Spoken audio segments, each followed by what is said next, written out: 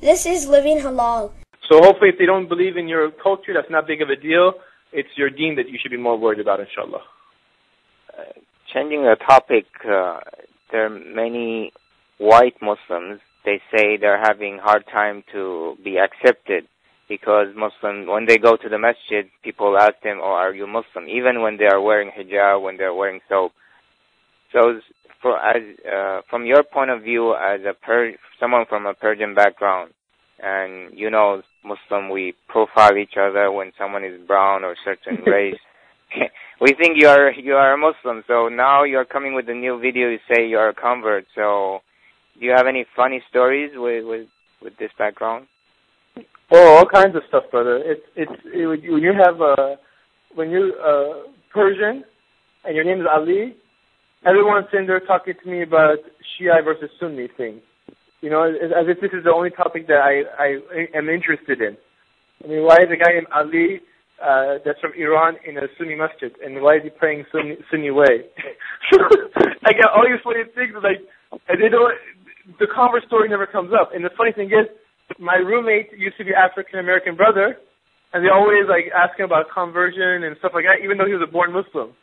So, I'm the convert, and he's the born Muslim, but it's the exact opposite. So that's the funny part of the story. But it's funny because they automatically assume, but my name was named because of cultural reasons.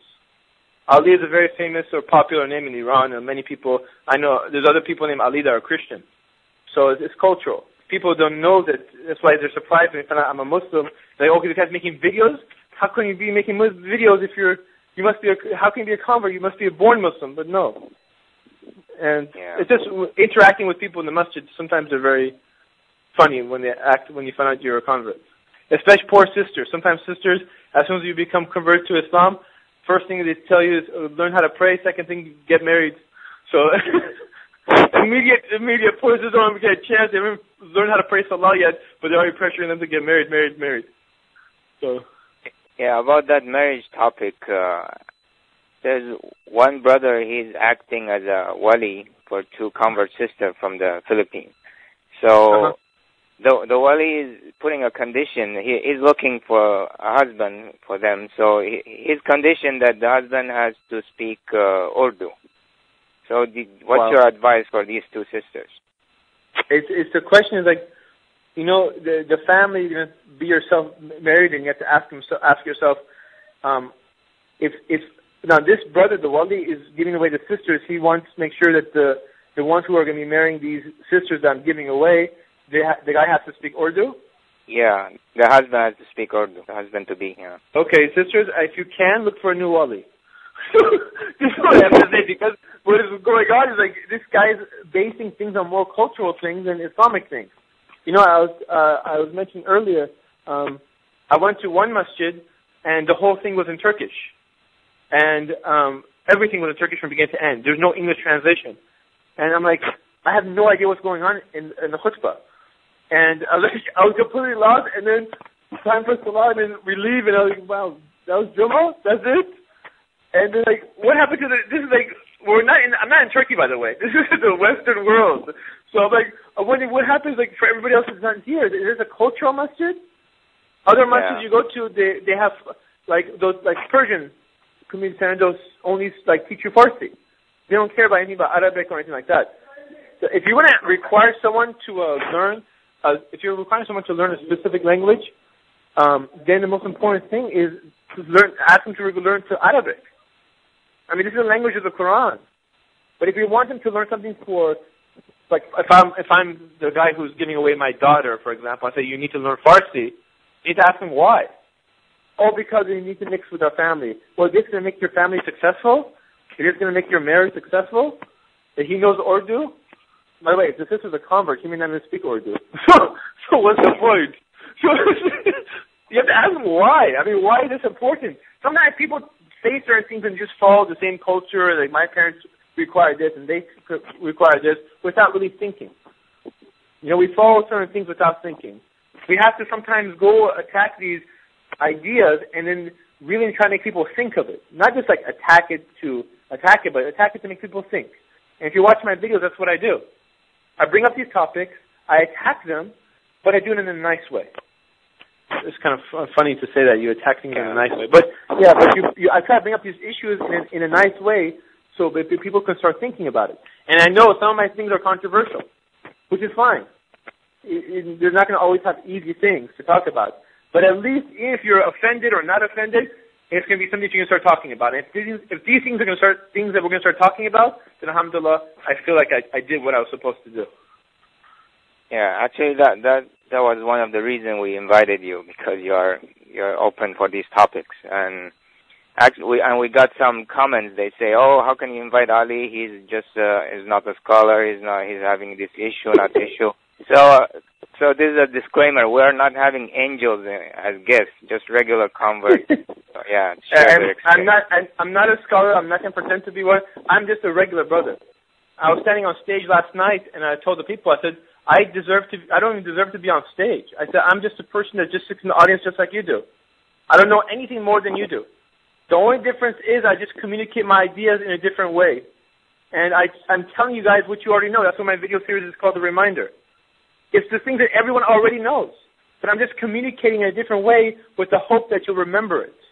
Because so many times we listen to CDs and lectures, and it gets us emotionally happy or reminded or whatever, and then a few minutes later it's out the ear and out of the other ear, and we're done. And we go back to our normal life. But I realize in life, sometimes when funny things happen, I tend to remember it more. So that's why I connected a little bit of humor with the message. And alhamdulillah, it seems to be working so far. Sometimes I make myself laugh, which is funny in my video. Sometimes it's not part of the video, but you see me laughing because I start remembering certain things. And then I hopefully make other people smile and remember. And then you remember something I said in the video, but then you remember back to the point. Like most people remember my $25,000 wedding video, but at the very end I asked him what advice did Ali give. He said, okay, he got married in the masjid type of thing. So they remember the advice too. Otherwise, if it was just humor, I would be wasting my time. So about marriage, so can you tell us, as a convert, how did you get married? Okay, this is one interesting topic. You're the first person to ever ask this. I've been interviewed from everyone from Newsweek to New York Times to USA Today, and no one ever asked this question. And today I was interviewed by this lady for Time magazine. But no one ever asked this question, so this is a very good question, inshallah. Okay. In the area that I'm in, it was very hard to find a good sister. And unfortunately, a lot of people have the feminist bug. And again, Ali's being controversial, and hopefully you guys are all used to it by now. A lot of sisters had the feminist bug. Not all of them. Keyword, some sisters. So it's very difficult to find someone. And I understand why some sisters have the feminist bug, because some guys, some brothers, take advantage of their position. So the women's defensive way is to be feminist. So the oppressing brothers and the feminist sisters, whatever. I don't want to even be in that circle of people. So I want to be a good brother who teaches, who's going to treat his wife properly under Islam, everything, give her all her rights so she doesn't have to fight for her rights, and give her everything on top of the table plus more, inshallah. At the same time, I expect the same thing for her sister. And I looked around in my area, very difficult to find. Second, I couldn't go to my parents because they're not really practicing any type of religion whatsoever. So whoever they're going to recommend is going to be something similar to what they're looking for, which has nothing to do with what I'm looking for. Third, I try to go to my friends, but all of them are trying to get married. So I'm stuck in a catch-22 too. Then you go to the local masjid, and there's no masjid program. Masjids are basically a lot more made for 40-plus people in mind. Basically, you go there, you pray. Sometimes you talk a little bit to each other, and then you leave. That's it. So there's no program. So I'm like, what am I supposed to do? So I did what a lot of other people did. I put my profile online, and I said, this is exactly what I'm looking for. Unlike my games where I sell, I'm trying to get as many customers as possible, I just need one customer. I just need one person to fit this role. So I was very, very specific. If you think my videos are very funny and out of the box and crazy, you should have read my profile. And I said, either people can be very offended, or there's going to be one person that's going to say, hey, wait a second, this fits what I'm looking for as well. So I said exactly what I'm looking for and exactly how I am, in detail.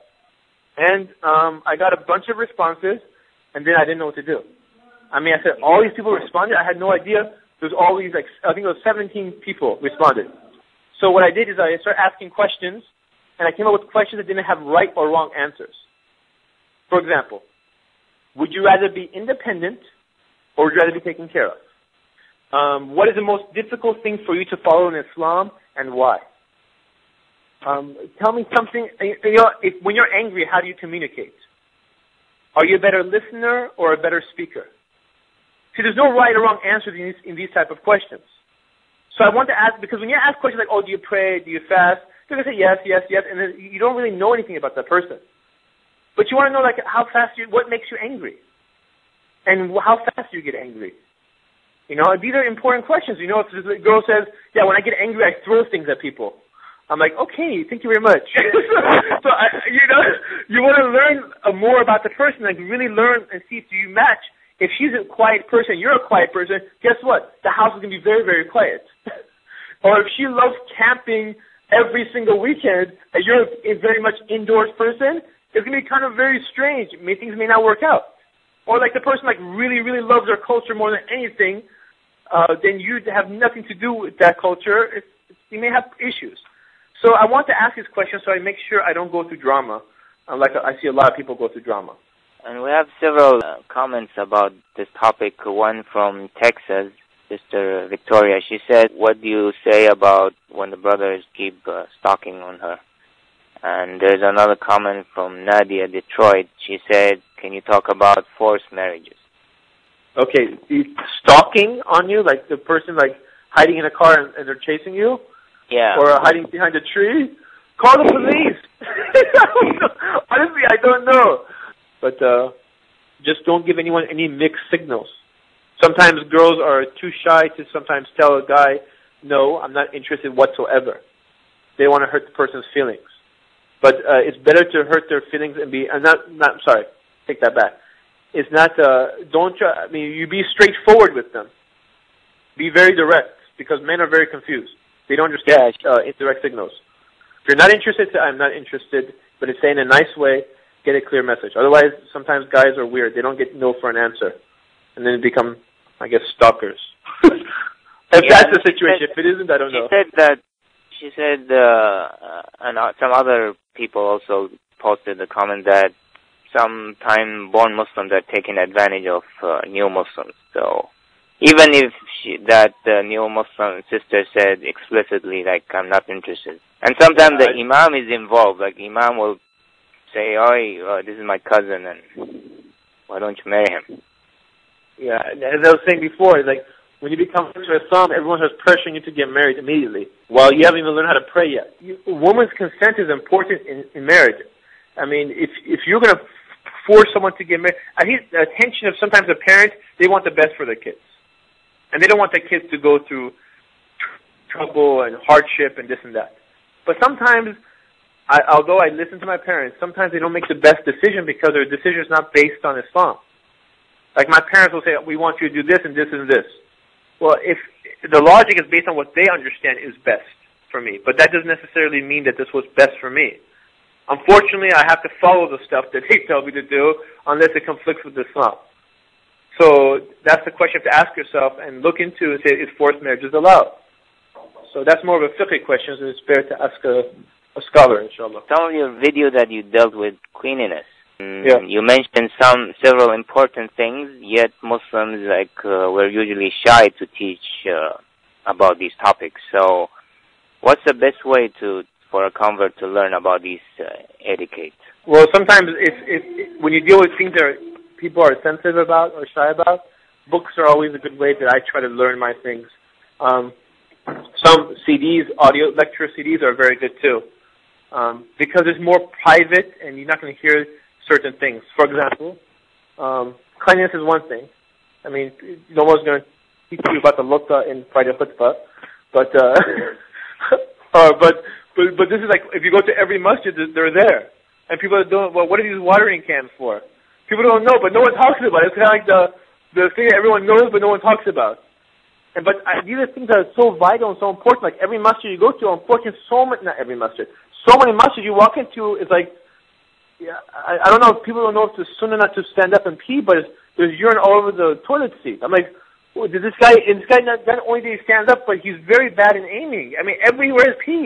And the floor is nasty, the thing is nasty.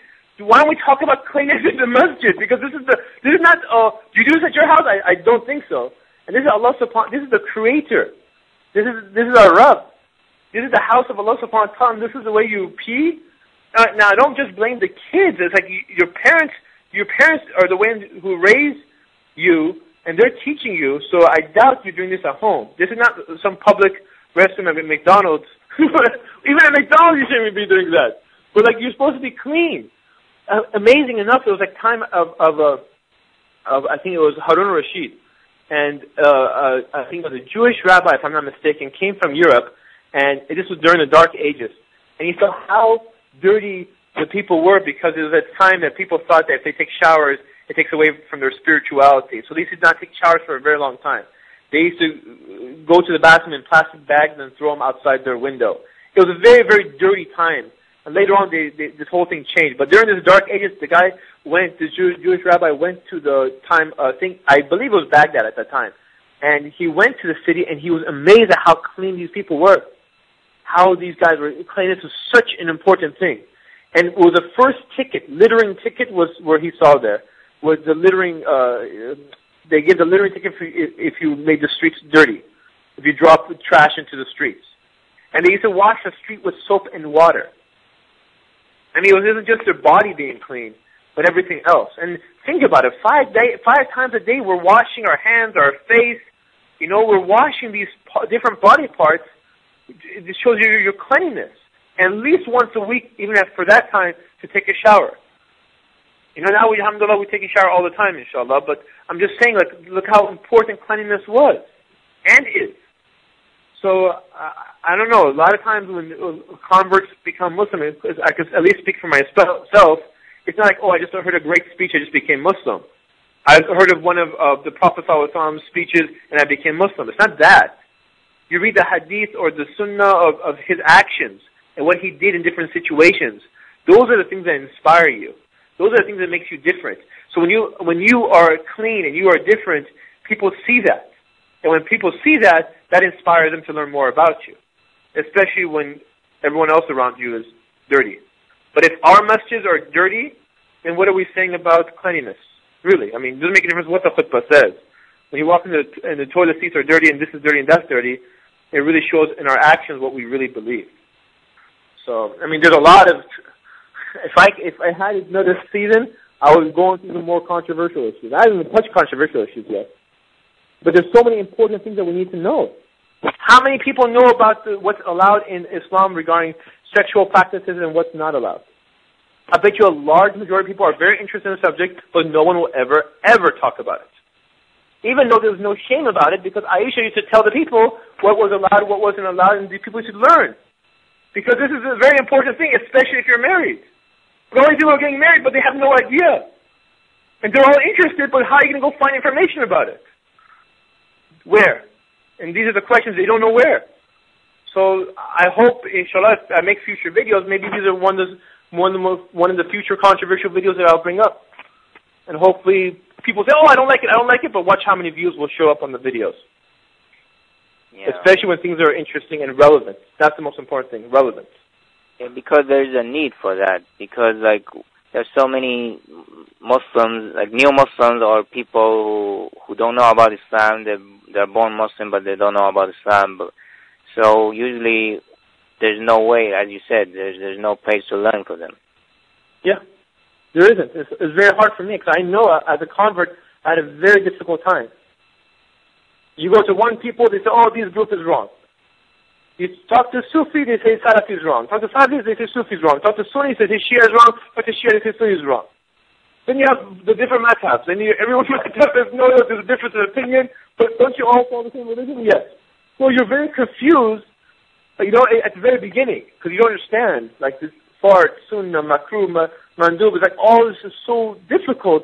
It's all these new phrases, all these differences of opinion and evidence, and true opinions can be correct, and these are all new ideas for you. So, and you're still learning how to pray. So it's very difficult, and this is why certain subjects need to be discussed, especially for us new converts. And we have some giveaways. So the sister who posted the comment from, or I don't know if it's brother or sister, from Canada, Toronto, if you can give us your contact address, NT will give you a gift back. And we have Dahlia from Portland. You've been chosen to get Sisters magazine. And Dahlia, her question is, say, being a convert, do you feel like it has been easier to follow Islam compared to like born Muslims? This question for, yeah, in some ways yes, in some ways no.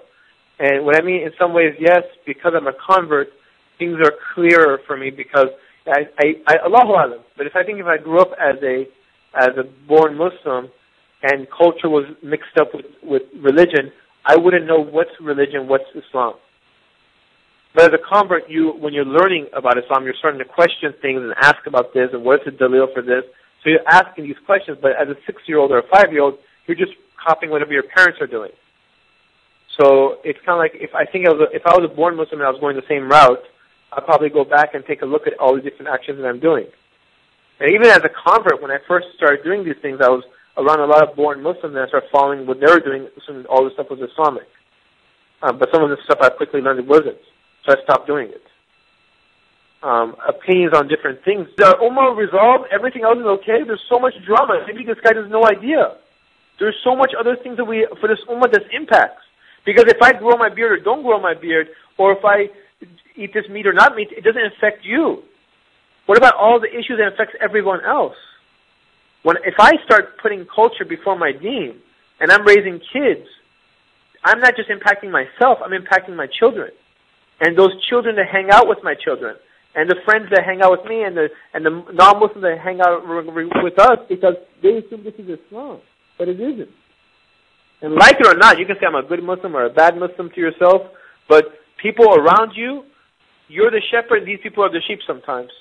And they're going to look at you for the answers in life. And you can't give the excuse, I was just a bad Muslim. That's not going to cut it on the Day of Judgment. You got something on your shoulders, and this is responsibility that you'll be asked about, because Allah subhanahu wa ta'ala gave you the light. What did you do with it? And that's simple. And you don't have to say, I'm not a scholar, or I can't do anything right now. No, I'm not a scholar either. Look, I'm just a guy who sits in a chair, giving you information that you already know. And the videos have been watched by nearly 4 million people just on YouTube. And they're watched by 1.8 million people on a weekly basis in the Middle East and the UK, and I'm just a guy sitting in a chair with no film experience, no background in filmmaking, nothing. Just a regular guy. So if I can do it, and I'm not even talented, you can do it. I'm not saying do videos. I'm saying try to make a difference, even if it means learning one ayah and doing it, and letting people see it, and be inspired by your actions, inshallah. Because look at the Prophet ﷺ, how he inspired people by his actions. Those are the things that make people interested in Islam. I was working with this non-Muslim at work. I don't really even discuss Islam with him. But he saw that certain things were different about me, so he asked me, can you come and teach me about Islam? I want to learn about it. I was praying in the parking lot one day because I was late. I think I was leaving, and I figured if I pray in traffic, I'm going to get stuck, and I'm not going to be able to make asr. So I started praying in the parking lot. So the next day, security walks up to me and says, I saw you praying in the parking lot. Tell me about this and that, this and that. So you never know these little actions, what the impact it makes. Now, if I came and gave him a pamphlet about praying and this and that, he may just say, okay, thanks, and just put it in his back pocket and that'll be it. But sometimes people have to see by action, say, are you serious? I met this one brother, he said his father, he was born Muslim, but his father converted to Islam. And I said, how did your father convert to Islam? He says he was in New York, and in New York Park, the main park there, Grand Central, whatever that's called, Central Park, he saw this guy praying in front of everybody, because it was time for his salah. And he was like, how can you pray in front of all these people? What is religion is this? So he went in and started asking him questions about it. You never know how you're going to impact somebody. I was in London, and some girl stood up and they said, I watched your videos, and I started Googling and learning about Islam, and she was wearing full hijab and everything. I just want to let you know I converted to Islam. Jazakallah khair. I was like, what? I was like, that was so random. I don't even teach people about Islam. Another girl emails me and says, I'm on an email list, and all my friends, one of my friends, she's like, send all. Like, you send your message to all your friends. And he said, watch this video. And she was non-Muslim. And she said, I started looking and said, oh, this is pretty interesting. I started watching all your videos, and then I started Googling about Islam and learning about Islam and this and that, and now I'm Muslim. And again, I don't deserve credit for any of this stuff because we can't convert anyone. The Prophet ﷺ couldn't even convert his own uncle. His own uncle, even though he loved him. If I can convert anyone, I would do it to my own parents if I can do it. But it's out of our hands. You just do what you can do as a good Muslim, inshallah, and hopefully, inshallah, it will inspire somebody else to do good things too, inshallah. And then you'll see the real fruits. And those are the fruits on the Day of Judgment, inshallah. Yeah, alhamdulillah, you indirectly answered two questions about dawah. From one question from Happy23 from New York and Akida from Manchester. And and we got some other comments. Muna from UAE, she said, although she's a born Muslim, but I really learned a lot from you. And also, we're getting a lot of fiqh questions. Please don't ask us fiqh questions. So this program, we're not here to tell you what's halal and haram to confuse you more or what to follow or not, but just to give you some tools and to tell you that this is the reality, that there's so many things out there, and here is one person who was confused and he's still figuring out. So don't give up and don't be depressed if you get confused.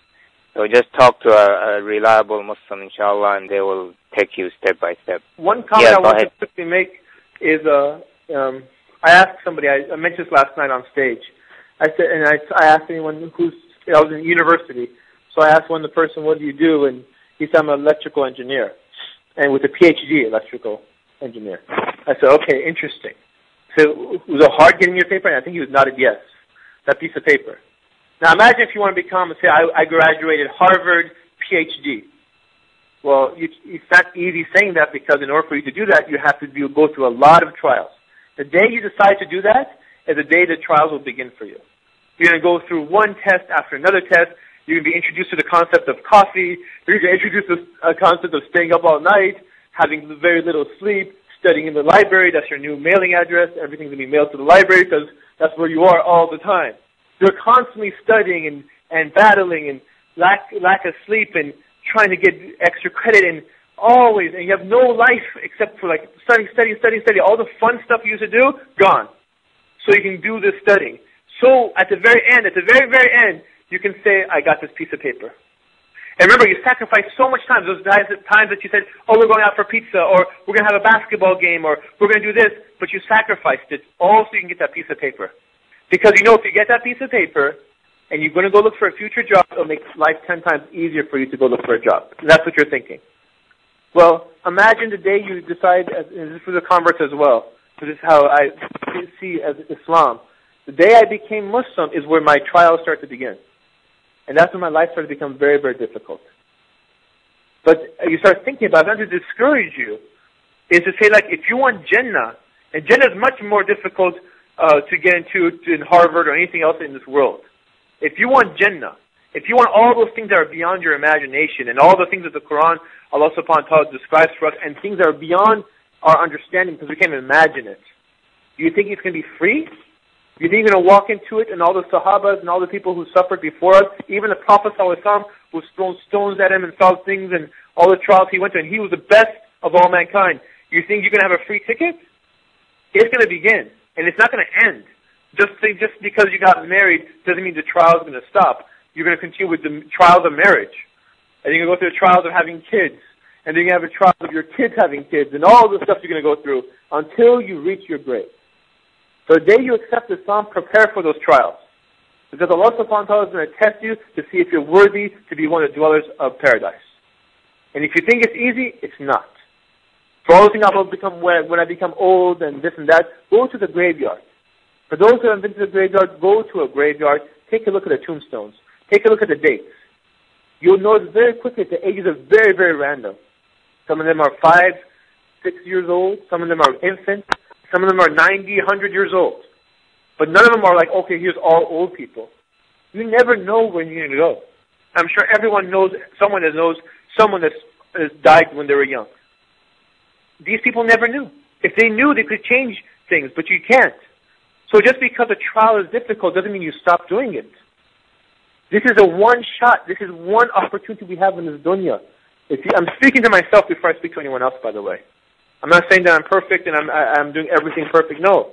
I have trials that I have to battle through every day. Just me being Baba Ali is a trial for me. Because if an ounce of arrogance gets into my heart, how am I going to ever enter Jannah?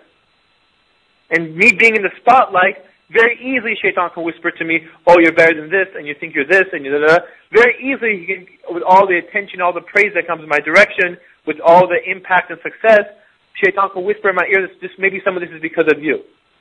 And this is why my videos are so repetitive, and I can imagine sometimes it gets annoying that I keep saying, oh, I'm reminding myself before I remind you, and all these lines that I keep repeating. But I'm not doing it for you guys or the viewers. I'm doing it for myself, to keep myself in check. The one dua that I started making after this whole success is, I should have made it before, but is, Allah, if there's any arrogance in my heart, take it out.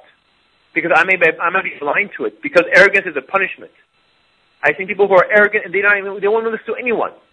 They want to listen to them telling you that they're arrogant. They want to hear it. It blinded them. It's a punishment. Death is blind. And then other times I feel like, what if my friends change? So I make a second dua. It says, oh, Ya Allah, bring me towards companions and projects that bring me closer to you. And take me away from companions and projects that take me away from you. Because just like you guys, with the same issues you guys have questions regarding music and this and that, sometimes we're all confused. We don't know what's good and what's bad. So we pray for Allah to guide us towards the right things, because sometimes people, even sometimes some scholars may be wrong. And say, okay, this is haram or this is halal, and it can be the opposite. But Allah subhanahu wa ta'ala will judge you for your intentions and judge you for your those actions based on the intentions you put. Inshallah. So you have to constantly keep your intention clear. And that's something I'm speaking to myself before I speak to you guys. So I just wanted to throw that comment out there, inshallah. Yeah, as you said, Islam is an individual responsibility, and everyone has to, regardless if you are a scholar, born Muslim, new Muslim, not Muslim, you have to exercise your judgment, do your own research, because you're gonna meet Allah alone by yourself. Yes. So here we're not giving you fiqh issues, and you can do your own research about that. And there's some comments about negative comments or slander there's Sophia from Washington and Othman from London. You can go to HalfDate.com. We had an event last night. The sister gave a talk about dealing with these issues. So you can go to HalfDate.com and click yesterday's event. More for Brother Ali. You said about being that arrogance is a problem. So how do you deal with keeping an open mind? Like you keep learning and you keep an open option that you may be wrong on certain issues, or a scholar that you respect may be wrong. So how do you? One of the ways I try to look, I ask when you just discuss with different people, they give you different opinions. One of the first thing I try to ask if I'm in doubt is ask for dalil. There is no scholar that says, okay, I don't have to give you dalil, or dalil means like evidence from the Quran or Sunnah, not based on opinion. A lot of times, sometimes someone will say, I think this is haram. This isn't not even scholars. I think this is haram because I think it's disgusting. I think this is halal because it helps you. Well, where's the evidence in Islam that allows this? If according to the ayah of the Quran it says it's haram, but you're saying it's halal, so what is your evidence? When I say something is good or right or wrong, when a scholar says something, he has to back up from evidence. It's not because this guy is a sheikh and then whatever he says is correct. You're not worshiping the sheikh. You're worshiping Allah subhanahu wa ta'ala. And you worship him by following the Quran and Sunnah. That's it. You don't go after the people. There's no in between. There's no saints. There's none of that kind of stuff in this religion. And we got some online questions. Sister Aisha from Columbus, she said, what can I do to help? I guess for convert. I said, if it's for convert, you can go to halfday.com and drop us your email. So we'll put you in contact with one of the volunteer groups. And if it's in general, you just join our mailing list, so next time we don't have to go and redo the whole thing and to promote the events. And we have some giveaways. If you are in Canada, you go and post the comments about this event.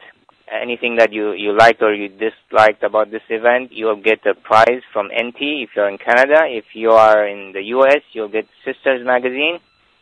And if you are in UK, you'll get Sisters Magazine. If you are a brother, you'll get the T-shirt from Living Halal. And if you are anywhere in the world, you'll get an electronic magazine from Rush Magazine. So go ahead and let us know what you think about this program and if you have any suggestion for future programs. Yeah, my phone is about to die on battery, brother. Just to let you know. So I didn't hang up on you. It's only like, where's Ali? Where's Ali? Yeah, we have two more minutes, and several comments came in. There's one is she's going to an Arab masjid in New Jersey, and she's having problems. She's a convert, and she's having problems that people don't serve her food and blah, blah, blah. So sometimes converts, they go to the masjid and they don't feel welcome. So what do you advise? I said this message to all the converts, and I said, alhamdulillah, Allah introduced me to Islam before He showed me the Muslims. And don't discourage you. If you became Muslim for the Muslims, it's like wasted your time.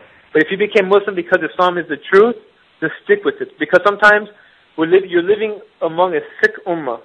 And when I say a sick ummah, I'm talking about an ummah that is sick, just like a patient is sick. And it doesn't know it's sick.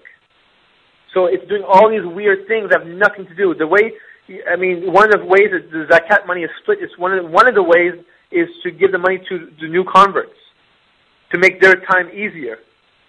And this is like one of the things we should be doing. And it's the exact opposite the way they're treating you. This is very, very bad. It's almost shamed of hearing about these type of things. I wish I can do something about it, but I can't. Sometimes I can talk about it in my videos and do that kind of stuff, but I wish I can do something in the area, but I can't do anything. I wish as converts there was better examples sometimes, but sometimes there's not. Sometimes you become the better example. And all I can tell you is try to do something by being the example, inshallah. You can't. Sometimes people are so stuck into their culture. It's their religion. It's not Islam whatsoever. So hopefully, inshallah, may Allah make it easier for you. But I don't have a solution for you. For this sister from New Jersey and other sister Sarah from Michigan, we can put you in contact with our speakers of yesterday's speakers. She's a convert sister. And also our upcoming speaker on next Saturday. She's an author of From My Sister's Lips. It's a best-selling book in the UK. For Brother Ali, last question. What's your advice to care for converts? Because sometimes we have so many dawah efforts, and some people are eager to close the shahada, as they say, close the sale, but they don't do anything after that. The one most important thing is when I became Muslim is it took me 6 months how to learn how to pray Salah. 6 months. And I was going after it. So hard. It's like when it comes to people showing you Islam, teaching you, they feel okay, I'm going to teach this guy Islam and help him become Muslim and convert him over. We have to really remind ourselves, you're not doing anything. You're planting the seed, inshallah, to show him, but you deserve no credit for converting anyone. It's only Allah subhanahu wa ta'ala that the hearts are in. Only in His hands that the hearts are in.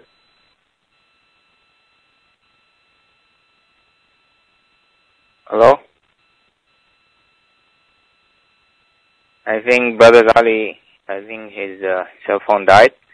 And our time is up.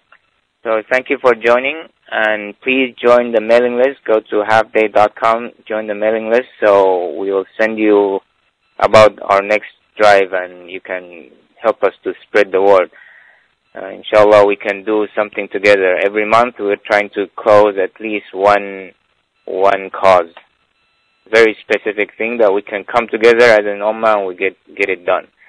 Alhamdulillah, we got volunteers all over the world, from Australia to Singapore, India, UK, Canada and the U.S. And I want to give special thanks to the designers in Rush Magazine. They did some banners for us. And Sister Mifra, website mazaif.com. She also did some flyers for us. So may Allah reward you, and come back for our next event next Saturday with Sister Naima Robert. She's the author of the best-selling book, From My Sister's Lips. Please tune in next time. Jazakumullah khairan. Wassalamu alaikum wa rahmatullahi wa barakatuh.